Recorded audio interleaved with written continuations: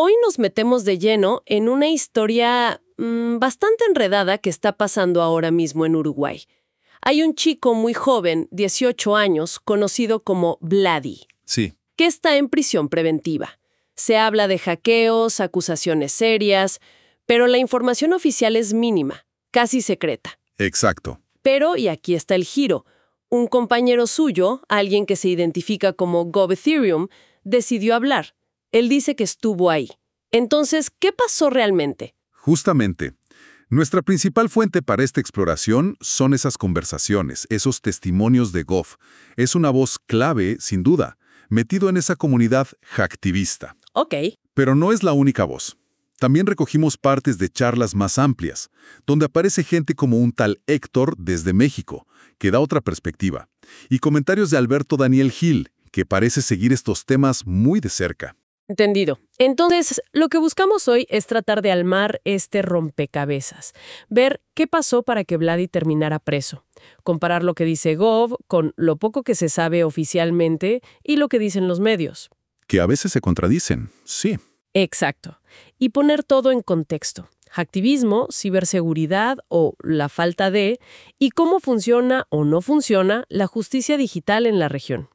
Bueno, vamos a empezar por el principio. El momento clave, parece, es un incidente muy concreto. La modificación visual, el defacement, de la página web de Buquebus Turismo. Así es. Esto fue por ahí del 19 de marzo, más o menos de un año reciente. Las fechas exactas pueden variar un poquito, pero esa es la más mencionada. Sí, por ahí anda. Y la versión de Gov es muy directa. Él, Vladi, que justo cumplía 18, y un tercero, Bloodbeer One, participaron juntos en eso. Y Gob da detalles de cómo lo hicieron, o cómo dice él que lo hicieron, ¿eh? Afirma que usaron herramientas públicas, nombra Intelligence X o Intelex, Ajá. para buscar credenciales de acceso que, ojo, ya estaban filtradas en Internet. O sea, no es que rompieran una puerta nueva, digamos. Eso es lo que él sostiene, que encontraron una llave que ya estaba tirada, por decirlo así. Explica que esto pasa mucho, ¿no? Alguien abre un archivo con virus, cae en phishing y sus claves terminan en bases de datos que circulan por ahí. Entiendo. ¿Y qué hicieron con esas credenciales? Dice que entraron a un panel de administración de contenidos, un CMS, que es, bueno, el sistema que usa la web para manejar lo que ves en pantalla, textos, fotos. Lo básico para cambiar la apariencia. Justamente. Y acá Goff es muy enfático, dice que no tocaron servidores centrales, no bases de datos con información de clientes, ni tarjetas de crédito, ni nada de eso. Que el objetivo era solo cambiar la página, dejar un mensaje, y de ahí viene su frase, que repite bastante. Un defacement no es un delito. Lo ve como protesta, como una forma de avisar de una falla de seguridad, no como un crimen. Una postura fuerte, sobre todo viendo lo que pasó después. Porque muy poco tiempo después de lo de Buquebus, entre el 27 y 29 de marzo, arrestan a Vladi. Sí, muy rápido. Y no fue algo menor. Le dictaron 6 meses de prisión preventiva. 6 meses. Y Goff cuenta que al principio lo tuvieron incomunicado, hasta de la familia. Eso ya suena complicado. Sí, muy complicado. Y Goff tiene su teoría de por qué fueron pro Vladi. Dice que era un blanco fácil porque ya era conocido en algunos círculos online, estaba doxeado, como dicen. Explica. Exacto. Su nombre, quizás dónde vivía, esa información ya circulaba. Según Gob, eso lo hizo vulnerable. Incluso sugiere que alguien de adentro, de algún grupo de Telegram, pudo haberlo entregado. O quizás un policía infiltrado en esos grupos. Y la acusación de Goff va más lejos, ¿no? Sí. Él cree que el gobierno uruguayo necesitaba mostrar acción rápida contra el cibercrimen y que Vladi fue un chivo expiatorio perfecto. Alguien conocido, fácil de encontrar. Como para decir, estamos haciendo algo. Eso mismo, para dar una imagen de eficacia, sin meterse quizás con redes más grandes o complejas. Pero las acusaciones que se mencionan contra Vladi no se quedan solo en Buquebus. Se habla de otros hackeos. Dinasa, Mides, Ministerio de Salud Pública, hasta un shopping, Las Piedras Shopping. Cierto. Y Gob dice que la mayoría de eso es falso, que le están cargando cosas sin pruebas. Acá la cosa se pone más gris, hay matices, porque aunque niega casi todo, sí parece reconocer algo que él llama vulneración de sistemas, pero siempre como minimizándolo. Y esto no tendría que ver con Buquebus. ¿Entonces con qué? Con un bot de Telegram que Vladi había creado antes. Un bot. ¿Cómo entra eso en la historia? A ver, según Gobi, y acá es interesante el contraste entre su versión y lo que puede implicar legalmente, Vladi también habría usado credenciales filtradas de otro lado. Menciona el caso de InfoExperto en Argentina, ¿te acuerdas? Donde se filtraron muchísimos datos. Sí, claro. Bueno, dice que usó algo así para acceder a cierta información, quizás pública o semipública, y la hizo consultable a través de ese bote Telegram. Lo presenta casi como un experimento con datos ya expuestos. Pero claro, manejar datos personales, aunque ya estuvieran filtrados, eso ya es otra cosa, ¿no? La línea legal ahí parece mucho más definida. Totalmente. Y de hecho, después surgen los cargos más formales, basados en la ley uruguaya de delitos informáticos, la 19.223. Se habla de violación de datos agravada, acceso ilegal, intercepción ilegal. Cargos serios. Muy serios. Algunas fuentes los vinculan directamente con la exposición de datos del político Yamandú Orsi, y las posibles penas que se mencionan van desde 4 o 6 años hasta más de 10. O sea que esto del bot y los datos personales parece ser el núcleo duro de la acusación formal. Pero acá viene el gran problema para la defensa, lo que Gob denuncia una y otra vez. El expediente secreto. Exacto. El expediente judicial es confidencial, reservado. Gob dice, y lo cito, "No sabemos cómo defendernos. Es imposible si no hay un expediente claro. No hay pruebas, no hay nada claro". Denuncia que eso es una violación de derechos básicos. ¿Cómo te defendes si no sabes bien de qué te acusan ni con qué evidencia? Es un punto crítico procesalmente.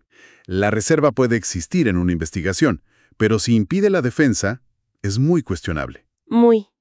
Y a eso se suma que Gob dice no saber bien si Vladi tiene un abogado de oficio puesto por el Estado o uno pagado por la familia. Y bueno, sabemos que eso puede hacer una diferencia enorme en los recursos de la defensa. Todo esto nos lleva a una distinción que Gob y también Héctor, la voz de México, remarcan mucho. La diferencia entre hacktivismo o defacement y el cibercrimen real. Sí, para ellos son cosas totalmente distintas. El hacktivismo, como lo de Buquebú según ellos, tiene un fin político, de denuncia. Es para mandar un mensaje, para mostrar una falla de seguridad que nadie arregló. Gob lo llama pentesting gratis, casi como un favor. Exacto, irónicamente. Y lo contrastan con el cibercrimen, que busca plata. Robar datos para venderlos, el carding, el fraude con tarjetas robadas, la extorsión. Y Gob se despega totalmente de eso, él y Vladi. Niega haber robado datos en Buquebús, niega haber vendido información nunca. Y se distancia de grupos más pesados como la Pampa Leaks o la mafia del hentai. Sí, a esos grupos les atribuye a otros hackeos grandes, como Renaper o Mi Argentina. Quiere marcar una línea clara. Nosotros somos otra cosa, con otras intenciones. Aunque sí admite algo, ¿no? Curiosamente sí. Admite haber hackeado cuentas de redes sociales de artistas, nombra a Koga Montana, Sara Malacara. Lo presenta como, no sé, peleas o travesuras de ciertos ambientes online. Pero aclara que Vladi no tuvo que ver en eso. Eso dice, que Vladi no participó en lo de los artistas. Es como si quisiera delimitar bien qué hizo cada quien y qué considera él una protesta versus otras cosas. La visión de Héctor, desde México, como que amplía la perspectiva, ¿no? Critica a los gobiernos por perseguir a los que señalan fallas. Exacto. Dice que en vez de arreglar las vulnerabilidades, persiguen a los chivos expiatorios, a los conejillos de Indias, como Vladi, o un caso parecido en México, el de Axus. La crítica es a la negligencia en ciberseguridad, tanto de empresas como de gobiernos. Justamente. El argumento es, son negligentes con los datos y cuando alguien lo muestra, en vez de sancionar al negligente, persiguen al mensajero. Hablan de la cantidad de datos filtrados que andan por ahí, en foros como Bridge Forums, accesibles con bots de OSINT o de doxeo. ¿Qué son esos bots? Herramientas que buscan información en fuentes abiertas, en Internet. Dicen que hay grupos enormes en Telegram, sobre todo en Argentina, dedicados al carding, que mueven millones y operan bastante tranquilos. O sea, la crítica es doble. Las instituciones no cuidan los datos y la justicia persigue a los alertadores en lugar del gran crimen organizado digital. Sí, y además señalan la falta de conocimiento técnico en el sistema legal y los líos de jurisdicción. Si los servidores de Buquebús estaban en Canadá, ¿qué ley aplica? ¿La uruguaya? ¿La canadiense? Son preguntas complejas en un mundo conectado. Claro, y mencionan casos como Assange o Silk Road, para decir, Miren cómo se pueden exagerar las acusaciones en estos temas digitales. Y volvemos a la ironía que marca Gov sobre Buquebus. Si entraron con claves ya públicas, encontradas con herramientas conocidas, eso es hackear en el sentido destructivo. Él lo cuestiona. Es como decir, la puerta estaba abierta, avisamos y nos meten presos a nosotros. Obviamente, entrar sin permiso sigue siendo el problema legal central. Claro. Y más allá de lo técnico, está el lado humano. Gov cuenta que está preocupado por Vladi, triste, se siente perseguido. Sí, lo dice. Pero a la vez no se calla. Sigue activo, va a conciertos, habla en redes, da su versión. Aunque ahí hay una tensión porque dice que la familia de Vladi le pidió que bajara el perfil, que no hablara tanto, que no siguiera hackeando por miedo a perjudicar más a Vladi. Uf, qué dilema. Luchar por tu amigo o respetar el pedido de la familia. Es complicado. Y Gov también critica mucho los medios y a lo que llama desinformación. Dice que lo vinculan con hackeos que nada que ver, que repiten acusaciones sin chequear, como esa de que es nazi, que él niega. Se queja de que su lado de la historia no aparece. Señala contradicciones también, ¿no? Como eso de que si Vladi lo hubiera delatado. Exacto. Él pregunta, si Vladi me entregó, como dijeron algunos, porque yo estoy acá afuera, hablando. Dice que eso muestra que las acusaciones son débiles o que se manipula la información. Entonces, ¿cómo está la situación ahora mismo, según estas fuentes? Bueno, Gov cree que lo están investigando, seguro, pero dice no tener orden judicial a su nombre en Uruguay. Está más cauto, pero sigue comunicando. ¿Y Vladi? Vladi sigue en prisión preventiva, esperando una audiencia que, según la ley uruguaya, debería ser pública. Eso quizá aclare algo. Su comunicación sigue siendo confusa. Incomunicado al principio, luego algún contacto familiar, pero parece que sin llamadas directas. La situación para él sigue siendo muy incierta. Toda esta exploración nos deja con muchas preguntas abiertas, muchas tensiones. Por un lado, esa línea delgada entre hacktivismo y delito. Que a veces no es tan delgada, pero otra sí es muy gris. Y la búsqueda de justicia, pero chocando con un proceso que parece opaco, al menos para la defensa. Y la gran pregunta sobre la responsabilidad. ¿Hasta dónde llega la de Vladi, un chico de 18 años que claramente hizo cosas ilegales? ¿Y dónde empieza la de las instituciones que quizá no protegieron bien la información? ¿Es Vladi un pibe que se equivocó feo y lo están usando de ejemplo? ¿O es un cibercriminal peligroso? ¿El arresto fue justo o fue una jugada política? Son las preguntas que quedan flotando, sí. Y que nos tocan a todos, ¿no? Tienen que ver con nuestros derechos digitales, con la ciberseguridad de todos, empresas, gobiernos, nosotros mismos, y con si nuestros sistemas legales pueden realmente manejar estos nuevos desafíos. Exacto.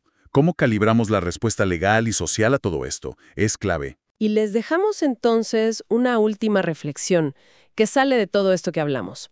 Si tomamos por un momento el argumento de Gov de que al menos en Buquebus entraron usando claves ya filtradas por fallas de otros, ¿cómo debería la ley diferenciar la intención y el método? ¿Es lo mismo entrar para dejar un graffiti digital con una llave encontrada que forzar la entrada para robar millones de datos? Buena pregunta. O, pensando en la crítica de Héctor, si vemos que se gastan recursos en perseguir activistas que señalan fallas, aunque infrinjan la ley, mientras, según estas voces, el cibercrimen a gran escala como el carding masivo opera con más tranquilidad, ¿qué nos dice eso de las prioridades? ¿Dónde estamos poniendo el foco? ¿Y qué estamos dejando pasar en la lucha real contra la delincuencia digital en la región?